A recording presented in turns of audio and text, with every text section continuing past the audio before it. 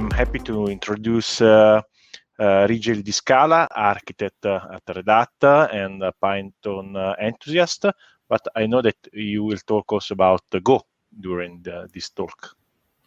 Yes, I won't stay too much on that subject because I am absolutely not a Go person, but yeah, it's inevitable. When you talk about Kubernetes, you always go there with Go, and it's a programming language that has been threatening Python a lot, so I'm a little bit maybe biased towards Python, but still, yeah, we'll talk about it. Okay, let's hear about it.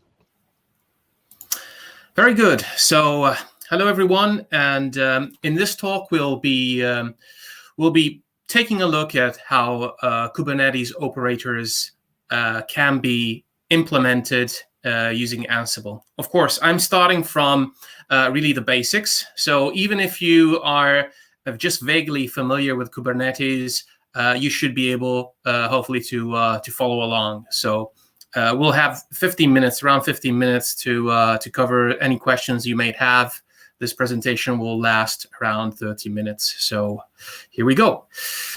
Objectives. So it's important when we talk about developing for Kubernetes to talk about the API. So we'll be touching on the subject and specifically a very neat little thing called custom resources and custom resource definitions. Obviously, the main meat of the talk is operators, so we'll see specifically why we would need them and what kind of problems they solve, and why we would use Ansible instead of other possible frameworks. Obviously, Ansible is a tool that I think most people in this forum would be familiar with. So we'll touch about that and how it works and, again, what it's for. But we'll see specifically how it can be used to implement an operator.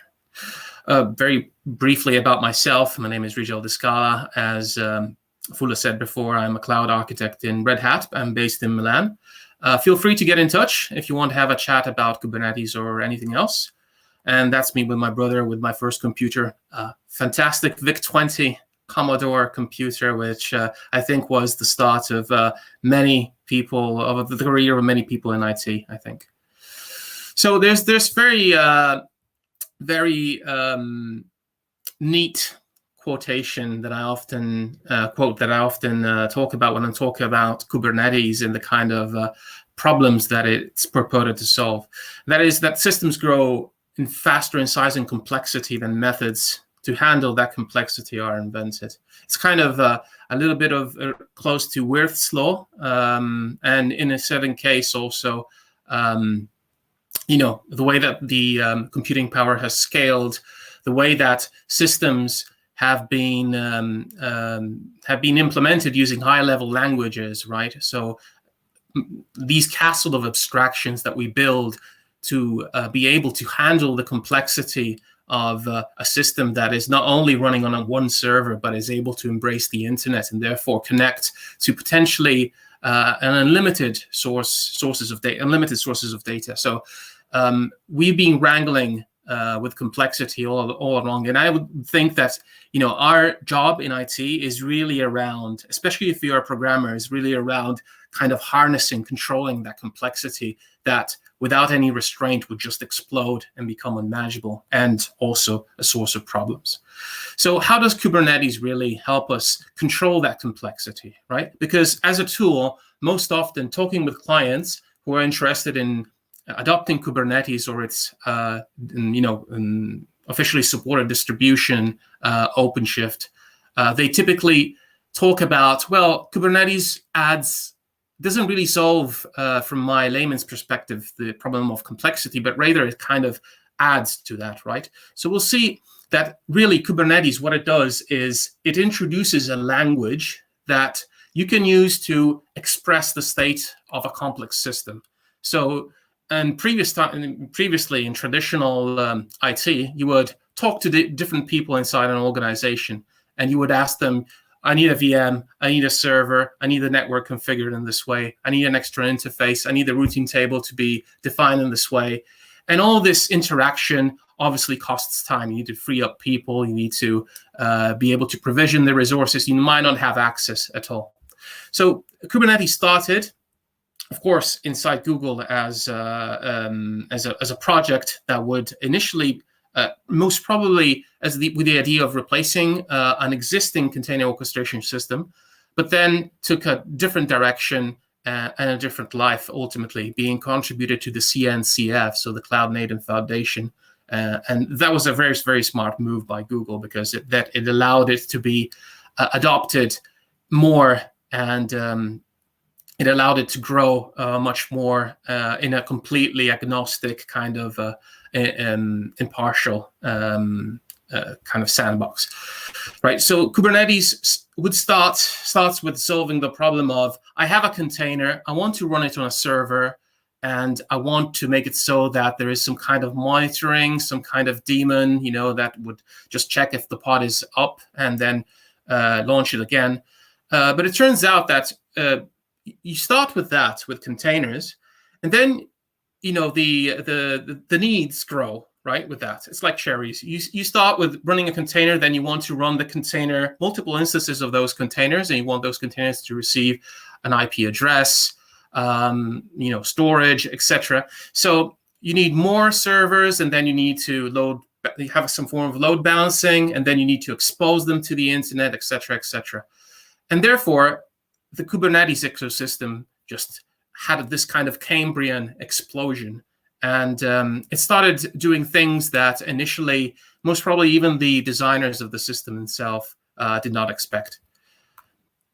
And this language is obviously a kind of a lingua franca now for any kind of orchestration system. But there is obviously a cost, and that is it has a vast vocabulary, right? The semantics are always the same, but in order to be able to describe all these different things, the complexity goes inside the kind of different resources that you can describe, and the rules that govern those resources. And of course, there's YAML, which is a little bit of an acquired taste. As being a Python developer, it's probably easier for me to work with white space. But white space is invisible, kind of an invisible markers. Most often, people don't have their editors set up correctly, and therefore they struggle with using YAML. If you've read Terry Pratchett, I would kind of find this kind of analogy, which I don't think is far-fetched. It's like Terry Pratchett's Discworld, right? You have this kind of enormous world of different things, and underneath you would have something sustaining this OpenShift cluster. You would have something like virtual machines, and underneath that you would have hopefully this vast sea of beige 90s net servers that would be a joy to see today. But anyway, the idea here is that every layer is oblivious to the other, right? And if I work on an OpenShift or on Kubernetes, I don't really need to involve myself with what happens underneath. Ideally, I would never really deal with that. I just deal with Kubernetes, with the resources that I can describe. I work with the ops team, if there is one, to kind of try to accommodate some of the requests that I might have. But my playing field is always OpenShift, and I don't need to be concerned about anything else. And OpenShift is peculiar, and I think that's one of the reasons why it became so popular, is that while typically programming languages are imperative, and also some automation tools are also imperative, meaning that you have to say what you need to do in order to reach a particular state. The Kubernetes language is declarative. I simply say what I want, and then Kubernetes itself will take care of addressing that and meeting my needs if they can be met, obviously. And the agents that do that inside of Kubernetes are controllers. What controllers do is they read a resource that I have created that describes a subsystem, a kind of a component of my system or an object inside Kubernetes, and the desired state.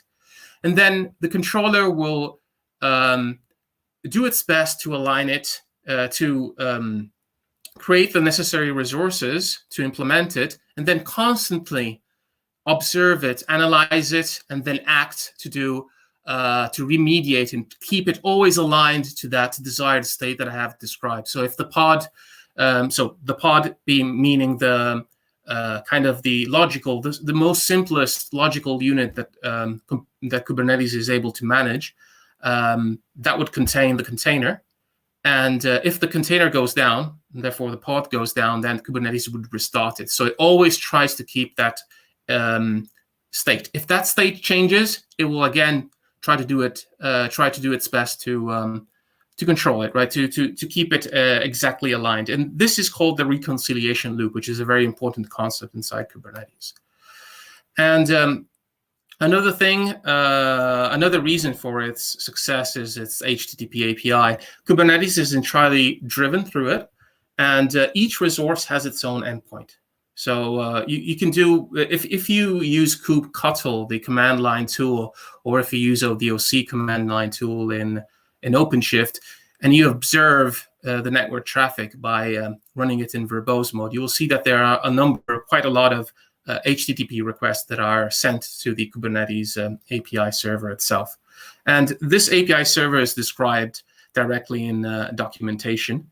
And theoretically, you could actually drive Kubernetes using CURL, or by simply doing, HTTP requests. But obviously, that's a little bit complicated, right, to deal with. And therefore, we need a better pattern to be able to implement a concept called the operator. So there's this fundamental theorem of software engineering, which is all problems in computer science can be solved by another level of indirection. And that level of indirection, additional one, is the operator in Kubernetes.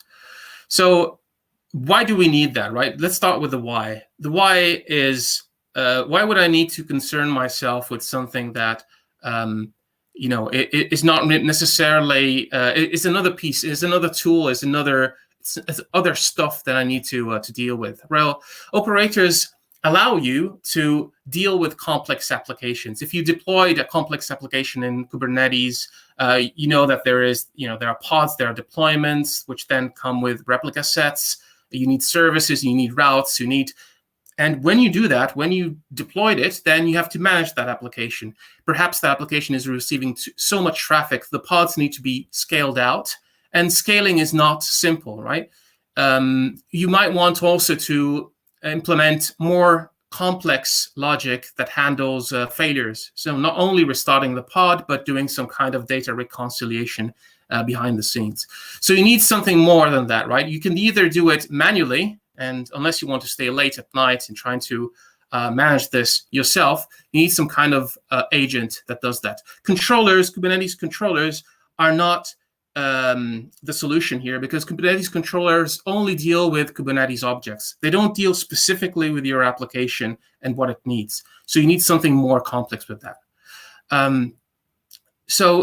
One thing, often it is said that operators kind of implement or embody a real person, right, in a certain way. They kind of embody a system administrator or an operations guy. That's only partially true. They're not, it's not artificial intelligence. It's literally a program. So it's a daemon that runs inside a pod. So it's not something magical, of course. So you need to write in the logic that handles all the various states yourself. It's not something that there's no magic behind the scenes that help you, resolve database corruption or anything like that. So there's no magic. It's really sometimes hard work, but fortunately, we have a way to do it in an easier way. But essentially, since you need to define these kind of custom resources that define your application, you will need a way to extend the API, because we said before that Kubernetes uses it for everything, right? And there are two ways to do that. One is API aggregation, which I will not deal with right now, which is kind of a very heavy-handed, very flexible way and very powerful way. The easier way is to define custom resources. And you do that with custom resource definitions, which is kind of like Swagger, right, if you're familiar with RESTful APIs. So the operator is this kind of Tower of Mordor that basically reads your custom resource again, operates like a kind of a custom controller, and then not only observes and analyzes, it also monitors the pod itself. And based on the events that it might detect, then it might take action. So for example, if it detects an error in the configuration of the pod, then it will either flag it or attempt to remediate, so self-heal itself. And if, for example, there is traffic coming in that's making the pod, that's basically putting a very heavy load on the pod, then it will attempt to communicate with perhaps a horizontal pod autoscaler, or do something else to kind of, let's say that it's a database, right? It'll try to put another partition online, manage, reshuffle the data around, consolidate it, and therefore do things that typically have to be done manually with some certain degree of it can be prone to errors, of course. So this is a more complex example with an operator, a collection of operators called StreamC. It's a very interesting project, and this manages specifically Kafka, which anybody who has dealt with Kafka, myself, I'm not a Kafka expert, knows that it's quite complex to manage, right? It's very easy as a developer to use it, but as you can see here, we have many different operators that do different things and work using a fashionable term, synergically together to kind of keep the Kafka cluster in a consistent and performance state. Custom resource definitions. These are basically what they are essentially are, as I said before, it's a kind of a Swagger file of sorts, if you pass the term, if you pass the analogy. But as you can see here, it's basically still a typical Kubernetes resource. You can define the schema of your object, of your custom resource. And you can see here an example of a custom resource that would be created using the schema and validated using the schema. So in this case, I'm creating a cron tab object. The cron spec is defined inside the schema, as you can see. And you can go actually quite overboard in kind of defining all the various schema rules to validate your objects. And if you're working on a customer project or a commercially supported application, you would go ways to try to prevent your users to from misconfiguring your resource. And you can see there the semantics there down there in the custom resource definition, specifying the plural, singular, kind, short names, for example, in this case, CT for cron tabs. And when you create a custom resource definition, then in that case, at that moment, Kubernetes creates API and endpoints that you can query directly. And that's exactly what allows it to work inside the ecosystem of Kubernetes APIs. So who watches the watcher, right? Like it will not be actually a surprise to know that there are operators that actually manage operators themselves. One interesting thing that you can do is you can actually define inside this framework called the Operators Lifecycle Manager. It gives you a way for your users to subscribe to your operators, to manage the updates to your operators, and all the various tasks that come with them. So it's really turtles all the way down. The Operator SDK, and now we're going to talk very briefly about Go. The Operator SDK makes it easier for a developer to work with the inside the Kubernetes environment. And as I said before, you could theoretically just have a very long bash script of CRL commands that always target the Kubernetes API, but that would be a very, very long bash script, of course. You can the SDK, officially supported SDKs are these. There's also SDKs for Python, for example, and I believe other languages such as Java. But the commercial vendors typically only supports these three. So you can write your operator in Go if you know the programming language. You can write it in Helm or in Ansible. However, the results might be different because in this case, as you can see, capabilities of an operator embrace the full life cycle of an application. And with Helm, so Helm is a deployment tool, to put it shortly, that's very popular right now. And you can write your operator in Helm using Helm charts, but they only go up to a certain point. And that's actually why operators are more advanced than simply just coming up with a Helm chart. It's because you go beyond the simple act of deploying your application. You manage its full life cycle. The Ansible framework, the Ansible SDK for developing operators allow you to kind of control all the various phases of the life cycle. And it's basically comparable with what you could do with Go.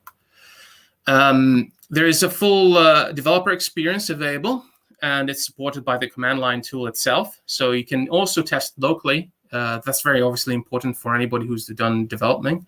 You can test your operator locally. You can test it by using, in the case of Ansible, using a framework called Molecule.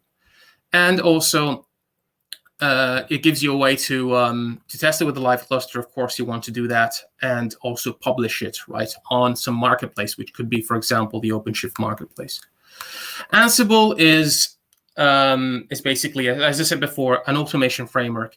It's also declarative. It's also based on YAML, and it's very popular. You can, provision, set up anything from network devices to cloud resources. As you can see here, I have one language to automate basically the entirety of my stack at every level. I can define an EC2 instance.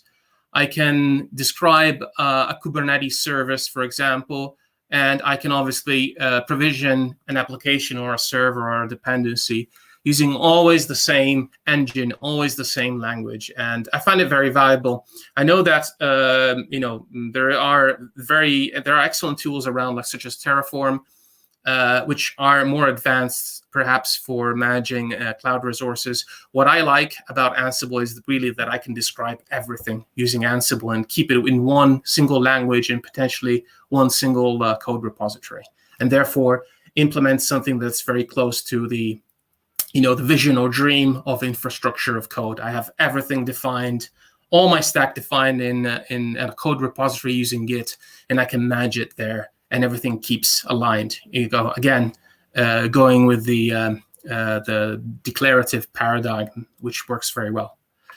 So to do that, to write your operator in Ansible, all you need to do is install the Operator SDK.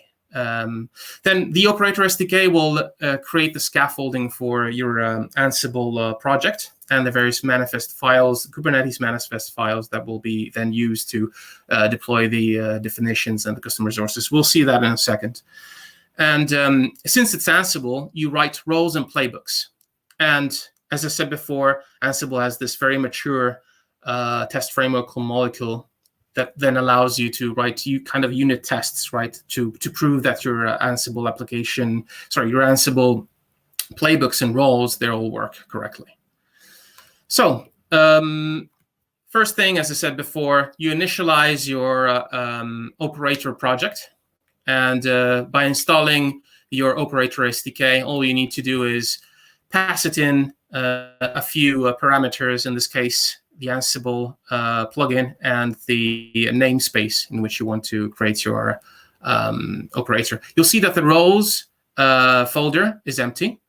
When I create the API using Ansible, then you'll see now that it's populated with an Ansible role. When I create the Ansible project, one special file is created called the watches file. This watches file is the binding between the custom resource that I mentioned earlier and the playbook. All right. So when the reconciliation loop is triggered, then what happens is this playbook is run again.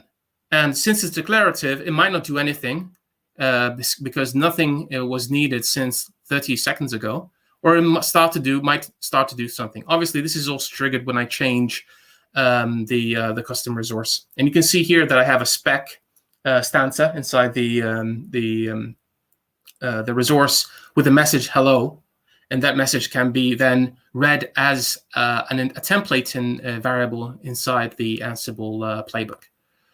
Then I can start developing my role, my Ansible role. And as you can see here, this is a watches file for the project that I just created. It targets directly the role called Hello World. I go here and without struggling too much in Vim, I can put, for example, a simple debug task inside to print out the name and namespace of that resource.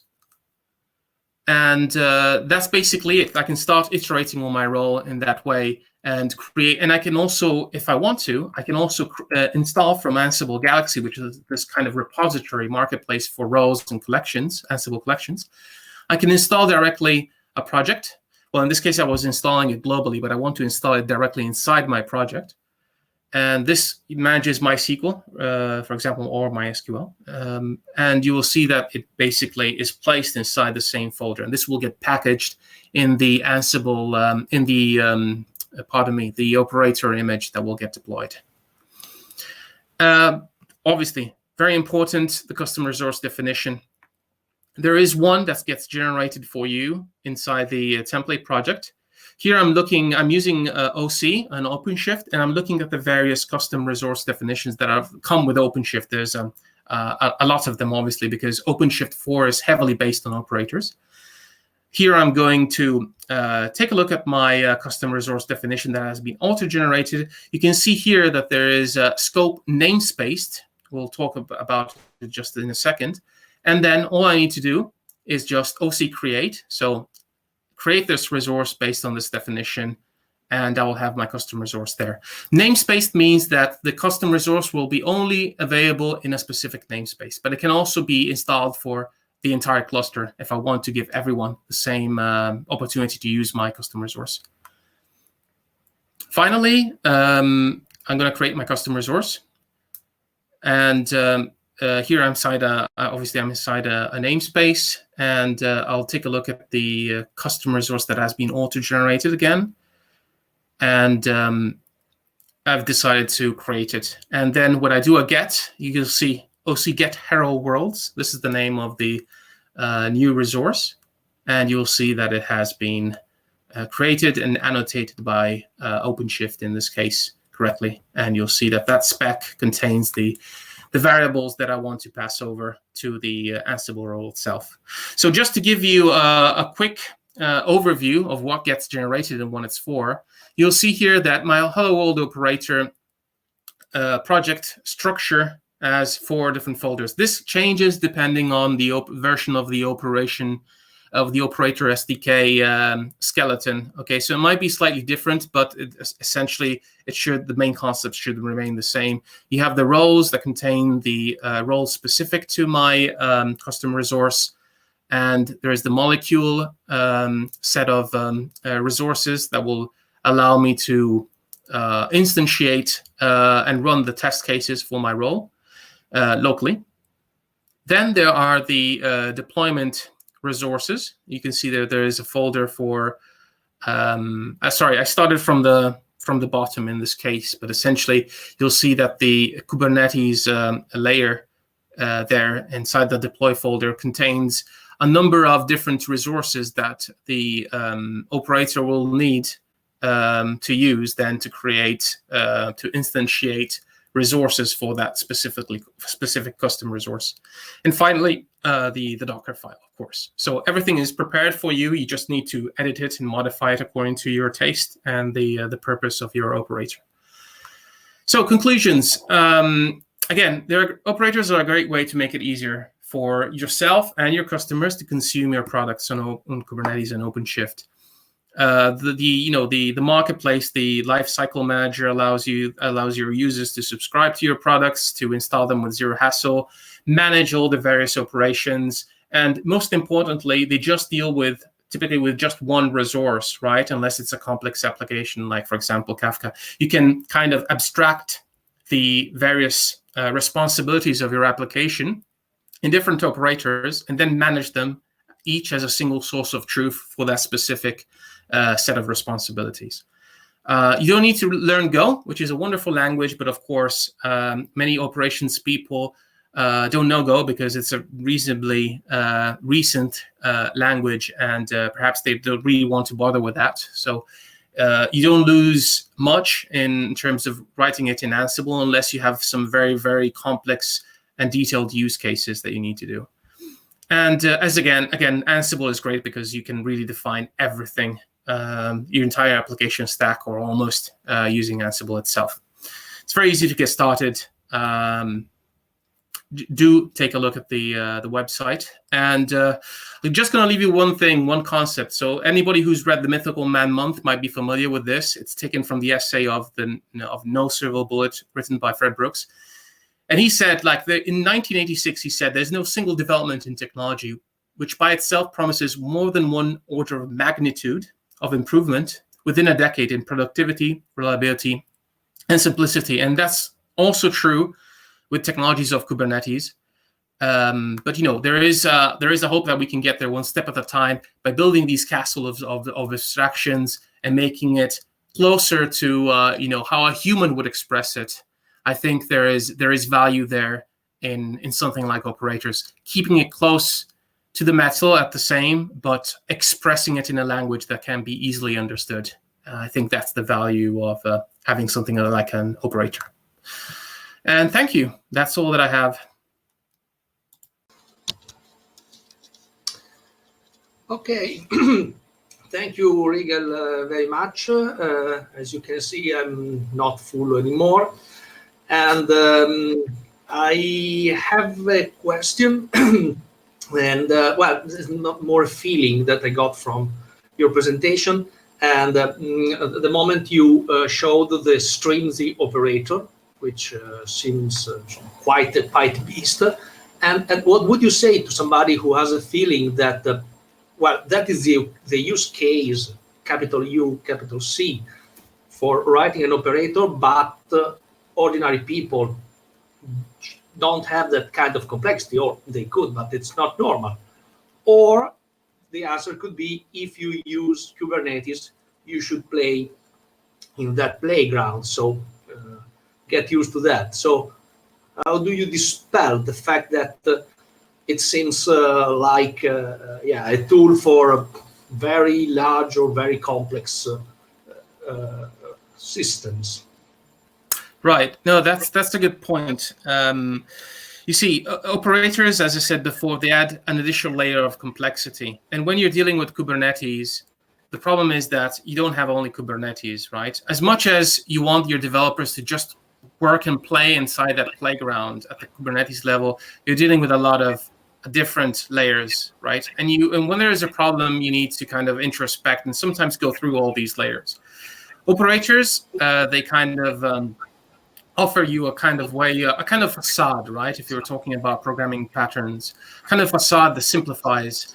And it will make sense if you have some form of complexity, as you were saying before. If your application is not simply just a daemon that goes up, then there's no reason to have another pod dealing with a customer resource, right? If you have, however, an application that is, perhaps just a microservice, but the level of configuration and the level of the complexity in managing, right, maybe it's just a single instance of a microservice. It's apparently kind of harmless now if you look at it, but the complexity of dealing with its different various states is high. And it can be tricky for a human operator to do that. Then probably an operator starts to make sense to kind of encapsulate all that logic that you need, all the kind of, and perhaps even corner cases that you need to handle without having your users opening a ticket because they can't repartition the database, because they can't scale and bring online another node, for example, of your application. So if you can get away with just a deployment config or a Helm chart, that's fine. If your application is stateless, and probably this also makes a lot of, like, operators don't make a lot of sense if you have a kind of a purely stateless architecture. If you have a stateful application, it's probably that it starts to go into operator territory, of course, because you have to kind of manage state. And as we all know, state management is one of the hardest things that you can do in computer science and IT in general. Okay, also to follow your line of reasoning, and in that case, okay, we could tackle the problem using Ansible or go the hard way with Go. Ansible has a smoother learning curve, but it's not really programming language, it seems like, but it's not, and it's one of the power of this TSL. So, okay, you got me that I need an operator because I have to manage the kinds of issues that You mentioned, okay, should I do the investment of having people study Go for 6 months and then go the Go way, sorry for the pun, or stay with Ansible? How do you discriminate between the two choices? It's still a matter of size. So StreamC, do it in Go. It's simpler, do it in Ansible. Or are there other guidelines that you would suggest? Right. So I have a rule, right, when I approach a project. If it's a new project and I'm trying something new, I go with a well-known technology or programming language. If it's something that I've done many, many times, that I would probably use a new technology or a new programming language to do it, but not new and new or old and old, because in this last case, it's too boring.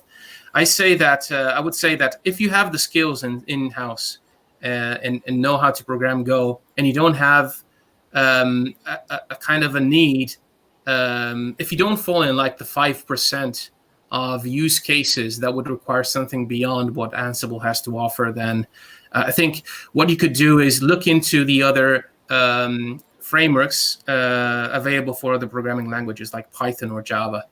Go is the official, Kubernetes SDK, programming language for Kubernetes, but not only for Kubernetes, right? We learned that it's basically, again, to use the same term, lingua franca for almost everything in systems programming at this point, and server side programming. So I wouldn't, just to write an operator, I would not ask my development team to learn a new programming language and a new ecosystem and all the various tweaks. I would look into seeing if I can adopt a Java framework for writing operators. But I think my first port of call is, can I do this just with Ansible, right? Because Ansible is kind of the low-hanging fruit in this case. These two tools, one of the questions mentioned in the chat is exactly if you know that there are differences also in resource consumption between an operator written in Go and another one the same, let's say, written in Ansible. Yeah. Okay. Yeah, that's a very good point, because if you start managing a lot of custom resources with one operator, then at that point performance becomes quite relevant, right? So okay, so Go is a very lean. It generates very lean builds, right? Reasonably lean. It's not comparable to C, obviously, but you have one binary that you deploy, and you can kind of control the memory consumption of such a small object, right?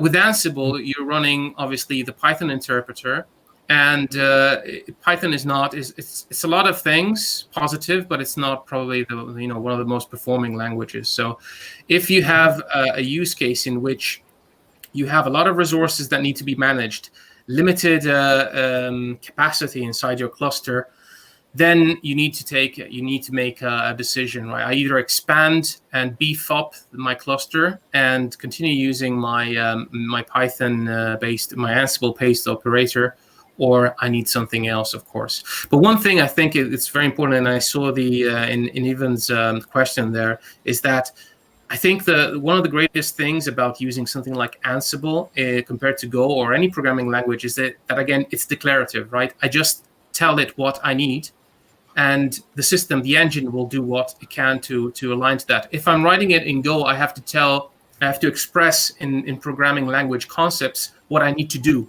to get to that state, or to handle that specific event, and it's different, right? Okay, we have one last question. I'm not sure I get it. I'm reading it to you. The operator runs the reconciliation loop only when the CRD changes, or every time? I don't get what every time means. There's context, and there's a note about the Ansible playbook being important, but it's important if you write it this way. So, is there any real difference in the reconciliation loop between the two approaches? The operator will run. The reconciliation loop is running all the time, and you can give it an interval. I had it actually inside my custom resource definition, but I didn't mention it. But essentially, you can annotate your custom resource definition, telling it that you want to run the reconciliation loop every 30 seconds or every 60 seconds or less. And what I will do is, as Ivan correctly says inside his question, since the Ansible playbook is idempotent, then it's a very simple operation, right? Because it will simply just run it and check if the state that I have described inside my task is aligned to what I want with the is aligned with the state that I have in my custom resource, right? So it's a good match. And again, it's you can tweak the reconciliation loop. Just you need to be careful, because if you run it too many times for the reasons that we said before about performance, and you have a lot of custom resources, and you haven't scaled out your operators in order to accommodate that much custom resources, then you might run into some performance issues. Yeah, I got it. Okay, so I see that there are no other questions. So thank you very, very much for your talk. Now something that I wanted to say since yesterday morning. Regia, la pubblicità.